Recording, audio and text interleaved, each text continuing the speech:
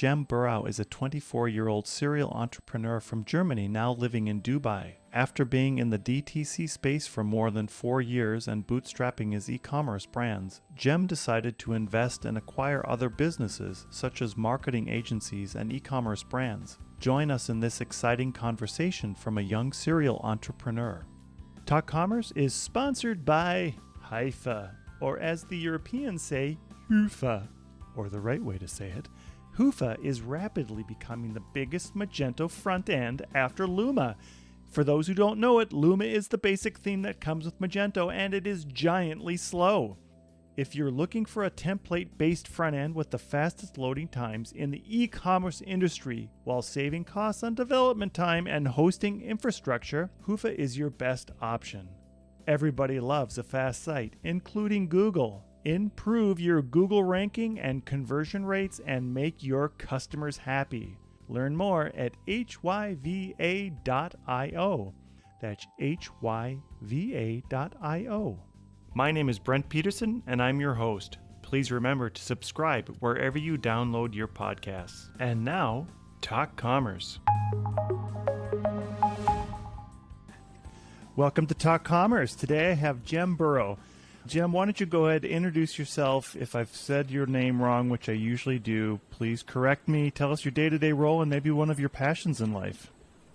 Spot on, Brand. Hey, thanks for having me. So I'm Jem Bourouh, 24 years old, born and raised in Germany, immigrated to the UAE, now living in Bali. What I do, pretty much e-com. I run an agency called Adcubator, pretty much a full-stack Google Ads agency where we help, existing e-commerce brands to just scale more and more. I have a few e-com brands myself. I run an education company where we teach others how to start and scale their own online business. That's what I do. And to my hobbies, probably traveling. This year has been a bit rough, a bit much traveling. I think like 40 plus flights this month. I still have like 10 more, but gotta do what you gotta do, right? Excellent. Good. So I did warn you that I have a new project that I'm doing. It's called the Free Joke Project. So before we get into our conversation, I'm going to tell you a joke, and then you just tell me if you feel as though that joke should be free or if we could charge for it. In the software world, we could call it open sourcing, or should it be behind a paywall? Okay, here we go. I'm at the airport, and there's a woman completely passed out on the baggage carousel. She's slowly coming around now. I think it should be free. All right. Fair enough. Good. All right. So, Jem, we're going to talk about a little bit about your entrepreneurial journey, and then let's just talk about why we should be looking at ads. Like, why should online businesses be looking at ads? Tell us, how did you start? Where did you start? What did you do? You came from Germany, and go ahead. Yeah, pretty much started all in 2016 when I really, finished high school, moved to a different city where I didn't know really anyone. Got enrolled into business economics, pretty much. Was in uni, and I was like, man, this is like so boring. Like, people are telling me what I should do in business, and they don't even have a track record or anything, so why should I really listen to them, right? And that's when I originally got started watching all these YouTube videos, how to make money online, mindset, all that kind of stuff, reading books, cybernetics. And this is like really when it all clicked. December 2017, this is when I started my first online business, my first dropshipping store, pretty much.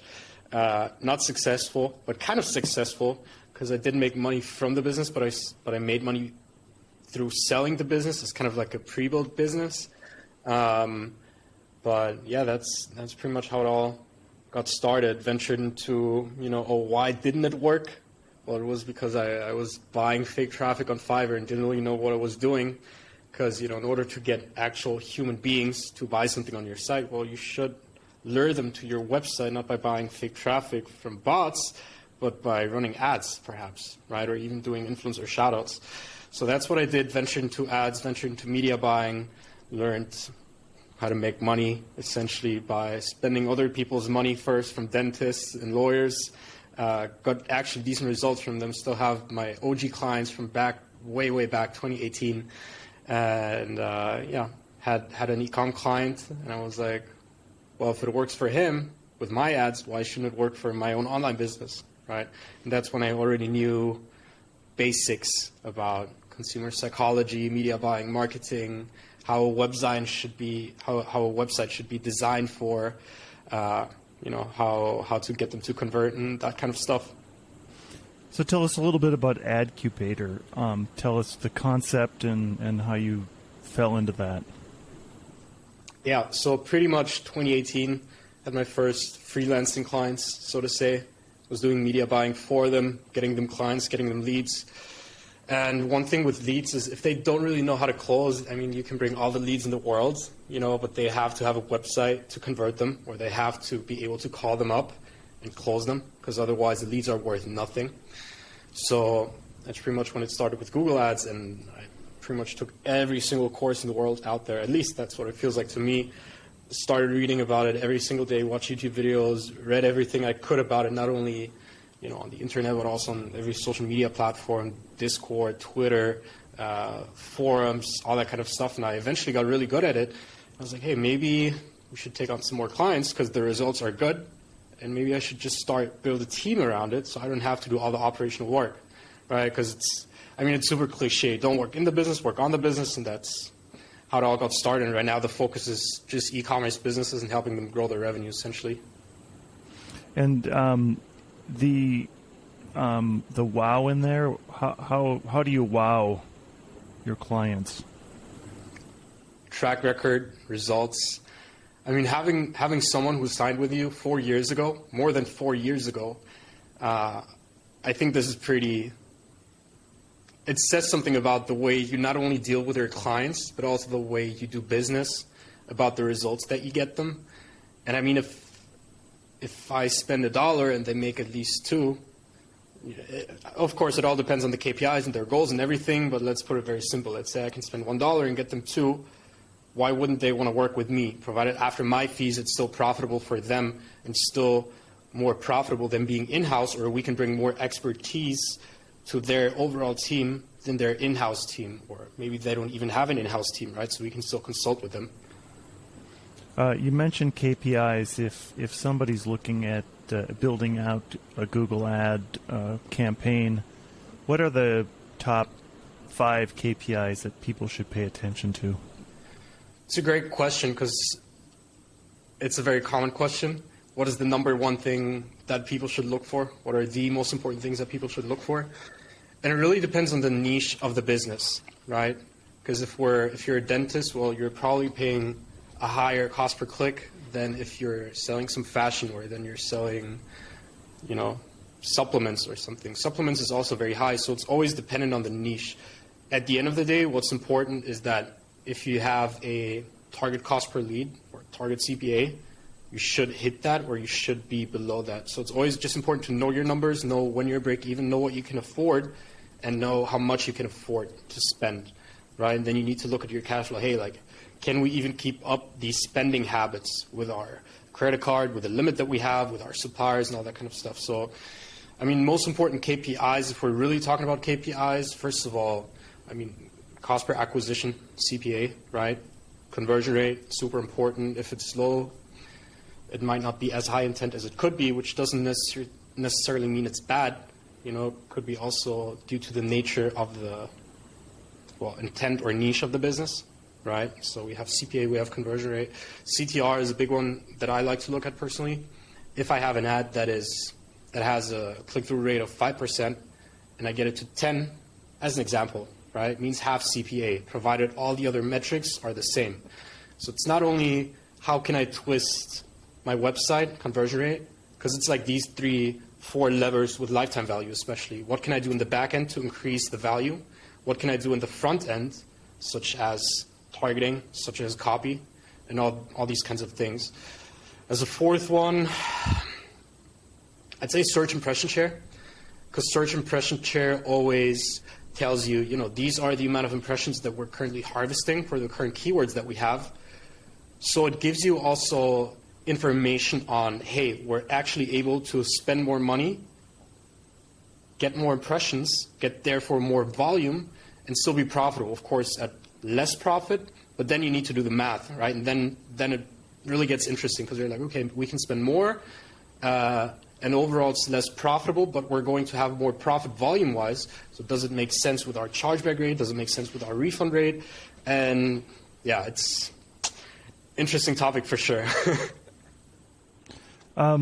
You mentioned target CPA and measuring, and like what is a good value for that? How do you look at that and then determine, hey, you're going to have to spend $1,000 to be effective for an entire campaign? I would imagine some merchants are like, I just want to spend a little bit of money to see how it works. And my experience has been, if you spend too little, it's a waste of money because you don't get enough impressions. And if you spend too much, you could be wasting money.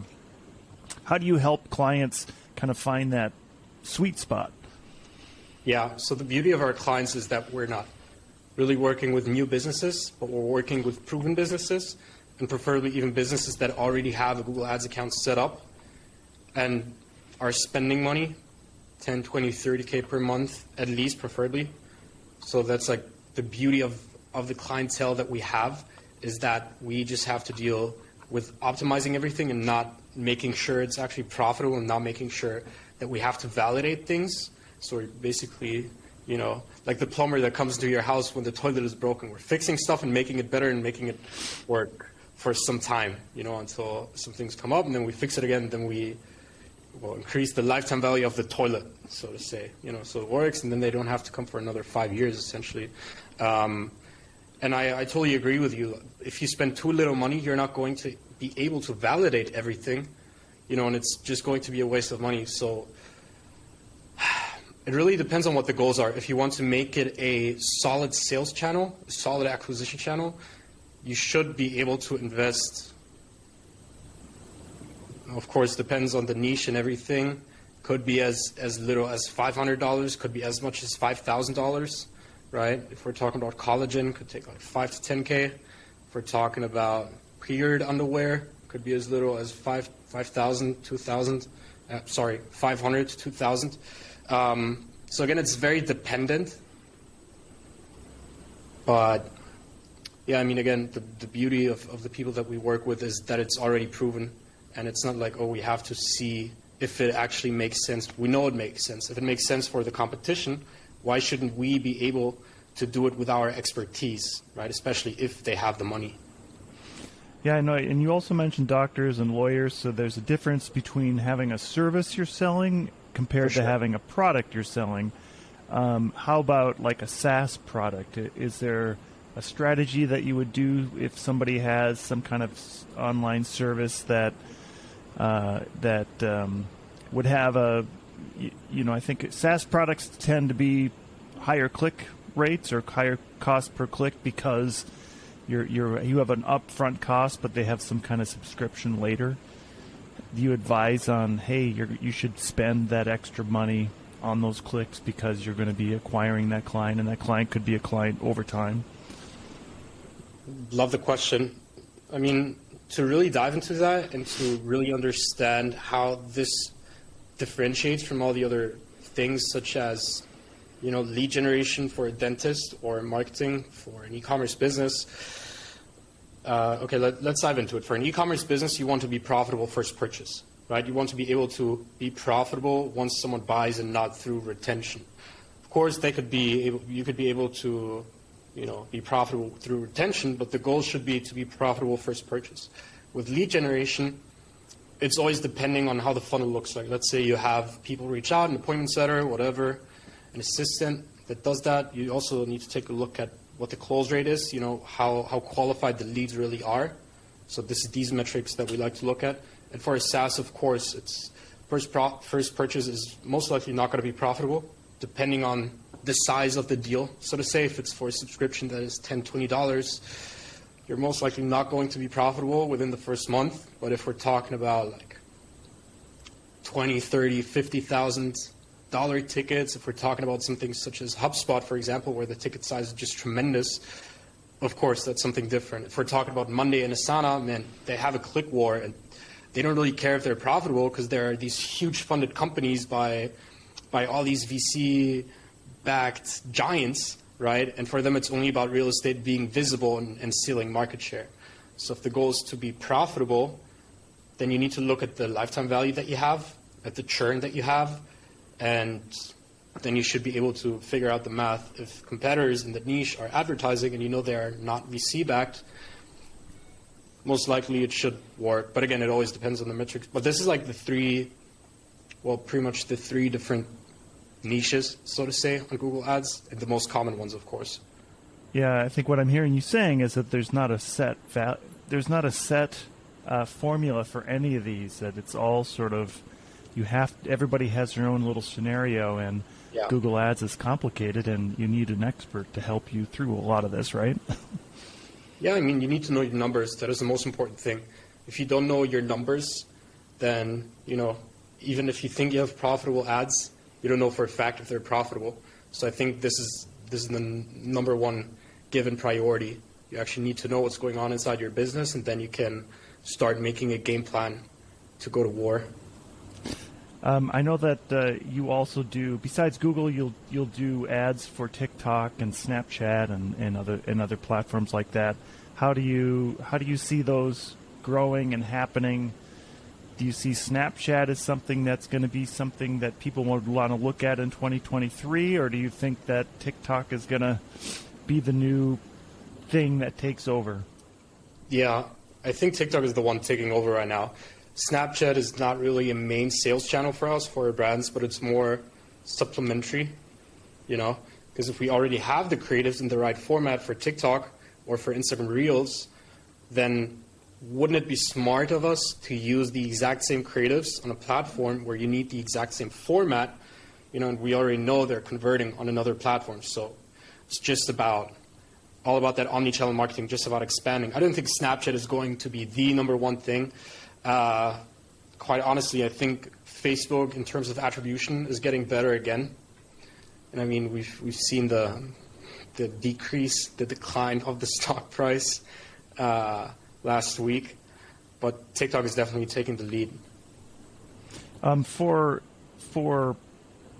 the best bang for your click, so let's say service business is LinkedIn. If you're doing B2B, something like that, LinkedIn's still the place to go for a service style business? I'd say LinkedIn is good. B2B, doesn't tend to be low ticket, but more like high ticket, higher deal sizes. It really depends on the marketing budget and the way you want to split it, right? Because it's not about, is it the best? It's about how can we make sure that we're using the budget efficient. So I'd say testing, seeing what works, and doubling down on that. We haven't made too much experience, too many touch points with LinkedIn besides posting organically. What I've seen, what I've read, what I've heard, LinkedIn is a good place for B2B, but so is Google. Right. I know you mentioned earlier HubSpot, so I kind of brought back that idea that anybody buying HubSpot is going to be a business, or if you're selling to somebody else, you're probably a business selling to a business for like a marketing purpose. Good. So, let's go back to your entrepreneurial journey. Tell us a little bit about the energy and the passion that sort of drives you.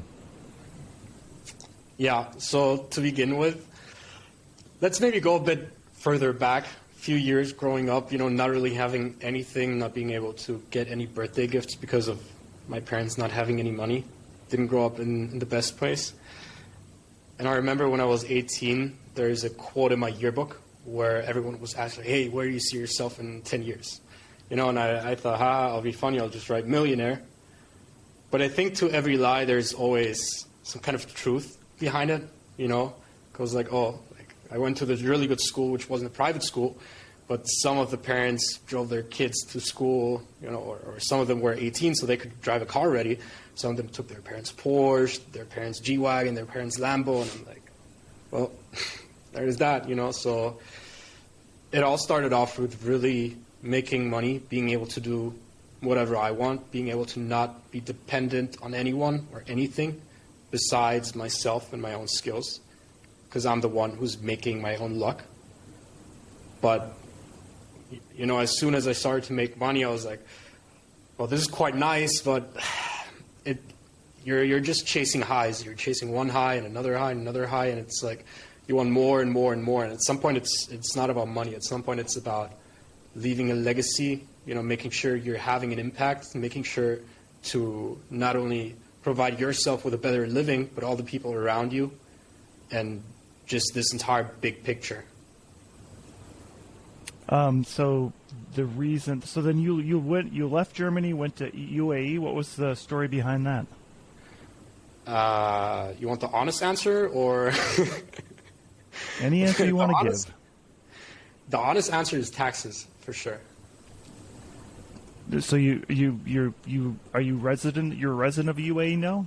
Yeah, so I'm resident of the UAE since last year. I'm resident of Indonesia as well. Okay. Let's just pay say taxes somewhere, though. Yeah, in Dubai, and in Dubai there is no taxes, which is the benefit. You don't have personal tax. You don't have income tax. You don't have capital gains. You don't have any tax. There's a VAT in Dubai, which is 5%. And they recently changed the law, I think, beginning of this year, where it was like if you're on the mainland, you have to pay 5% now. But I'm not on the mainland. I have a free zone company, which is the most common entity that people have, because you can have an LLC and you can have a free zone company. And if you have a free zone company, then you're pretty much good to go. And so you're registered in Dubai as a free Correct. zone company, and that means that don't pay tax for the company itself? Correct. Okay. And then so now you're kind of on this entrepreneurial journey, and you're kind of going to do it from the road as a digital nomad. Is Indonesia a stopping point, and you're going to go somewhere new? I think it's going to be a base for a few years, same as Dubai. Because most things I love about Indonesia. I can have a city, pretty much where I'm living in Canggu. I can have the jungle, which is in Uluwatu, which is like 1 hour, 1.5 hours from here. I can go to the mountains, which is 2.5 hours. I can go to a beach 5 minutes from my place. So it's more about what do you have in the city or the place that you're currently living. It's a super comfortable life. Living expenses are super cheap. I don't have to deal with insanely bad weather, as in Germany, for example, where it's most of the time rainy. Of course, there's good weather in Germany, but I think Bali is going to be home for a few years, same as Dubai. And I don't think I'll ever be settling, at least for now. But I see myself never say having... never. I know, yeah. I see myself having several bases. Maybe spending half a year here and then half a year here, but not traveling the entire world doing that, because that's pretty much what I'm doing right now. But more so like, once the time with the family and everything comes, and having kids and everything, then sure, spending maybe half a year here, going back, going forth. Depends. I don't know how it's going to play out, but for now, Bali for sure.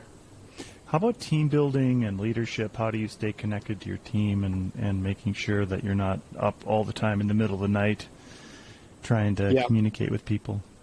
Good question. So to explain, we have several business entities, right? With we, I'm talking about myself, my team, my business partners, depending on what business we're talking about. Accubator is fully operated by myself, so I'm 100% owner. I have all of the shares. And the team is in Germany in an office. And kind of have a COO that is overseeing everything. I have my assistant, which is living there as well. So it's important that you have culture within a company. If you don't have culture, the company is worth nothing, because no one is inclined to work there, and they're just working there for the money, not for the culture, for nothing, right? That's number one. Number two, it's important to delegate things, not only to your assistant, like, oh, can you book this meeting, but also making sure that you have a proper C-level in place, giving them a higher pay, giving them responsibilities, giving them ownership, because if they don't have ownership, again, they're worth nothing, because they're supposed to take ownership and make sure the company is progressing, and they're not only doing their 9 to 5, right? And that's when it really starts with incentivizing the people, perhaps with shares, perhaps with a higher salary, perhaps with other benefits. And with benefits, we're not talking about, oh, I have a PlayStation in the office and I have fruits, because this is what most startups in Germany are really advertising with. The other team, for the educational company, for example, the salespeople are in the US and Canada. And this is where my business partner comes into play. We usually have meetings 10 p.m. my time, which would be 8 a.m. Edmonton time, right? And this is like when the daily huddle starts, where we're going to talk about who has what, maybe issues we've had, past wins we've had. So he's taking care of that side of the business. Then other businesses I'm invested in, it's more like I'm on the board and I'm advising. And it's not like I'm really part of the team within the operational things. But yeah, this, like, quite honestly, when I started to travel around, it was really an issue where it was like, man, like, how do I make sure that everyone is up to track, is working? How do I trust the people? You know, because at the end of the day, you have to give control. Like, you're losing control, and it's this constant fight where you're, as a business owner, are like, man, like, I want to do it, and I know that if I don't do it, it's not going to get done the way I want it to. But on the other side, you're giving control to other people, and it's kind of like a push and pull, right? Sometimes you just have to let go and let the people do their thing, and because otherwise they're not going to learn. And yeah, like, honestly, this clicked last year when I was traveling, and I was like, I need to give away ownership. I need to give away, you know, responsibilities. I can't do everything. I subscribe to the EOS model. It's entrepreneurial operating system, and in that world, there's a dashboard. Everybody has a number, and it's often said that as an owner or as the CEO, you want to know what are the top 20 numbers. Like, so if you're stuck on a desert island, what are the top 20 numbers that you can see to make you feel comfortable that your business is running well? Do you subscribe to anything like that to help you know that all the little pieces are in place? I haven't subscribed to anything, but we have sheets in place. I have my account in place. I have my C-level in place. So every day we have two types of reporting. For sales, for example, it's end of the day reporting. So everyone says, hey, this is how many calls I've had. This is how many unqualified leads, blah, blah, blah. The minimalistic reporting. The in-depth one, of course, happens inside of a Google Sheet, but I'm not checking that every single day because sometimes it's about convenience, right? I want to be able to pull out my phone, go through Slack, I'm able to see, and then it's taken care of, right? I have my assistant as well. She's doing an EOD of every company, essentially, at the end of the week.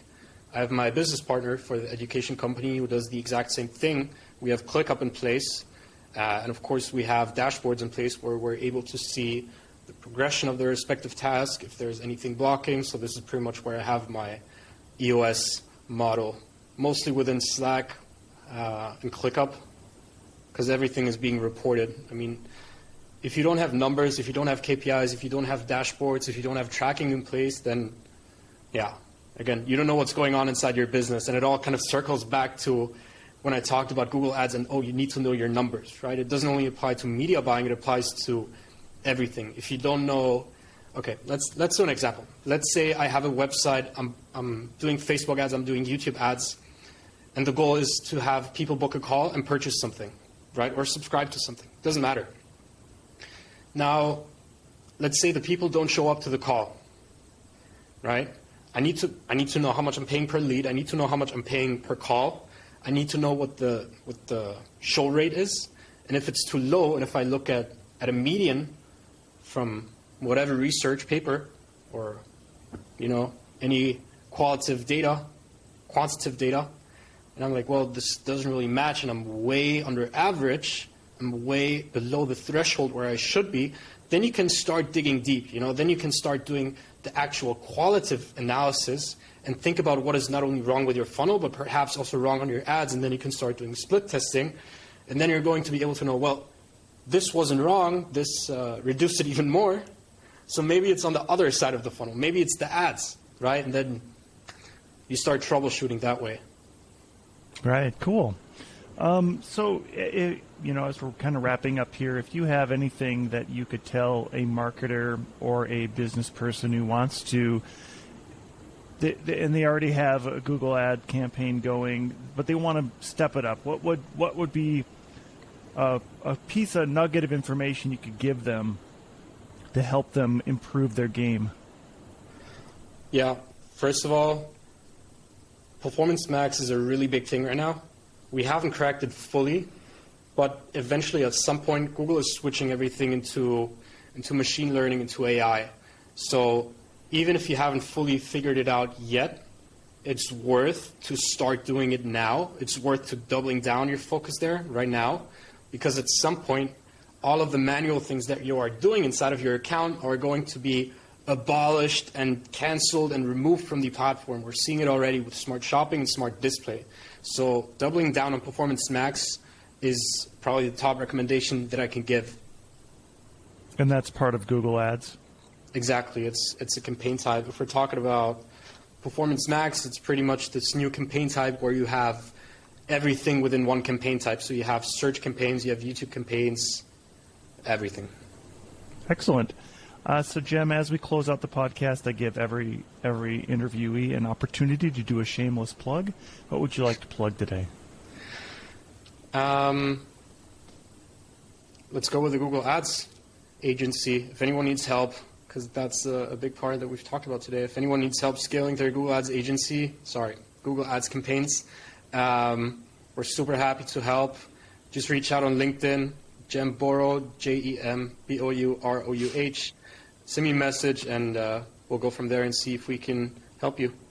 Great. And I will put all the links and everything on the show notes for you. Lovely. Thank you. Thank you. Have you been enjoying your free jokes on these podcasts? Well, let me just tell you that the jokes aren't free. They take time and effort to come up with them. Please go to wherever you download your podcasts, such as Apple Podcasts, and rate and review this episode.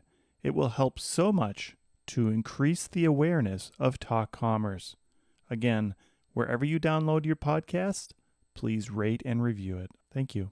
Thank you for making it to the end of this episode of Talk Commerce. Please rate this episode wherever you download your podcasts. We are actively looking for people to participate in the Free Joke Project. Go to talk-commerce.com and sign up for your free spot on the Free Joke Project. If you are a business, I will do a 30-second elevator pitch in the spot to help promote your business. That's talk-commerce.com.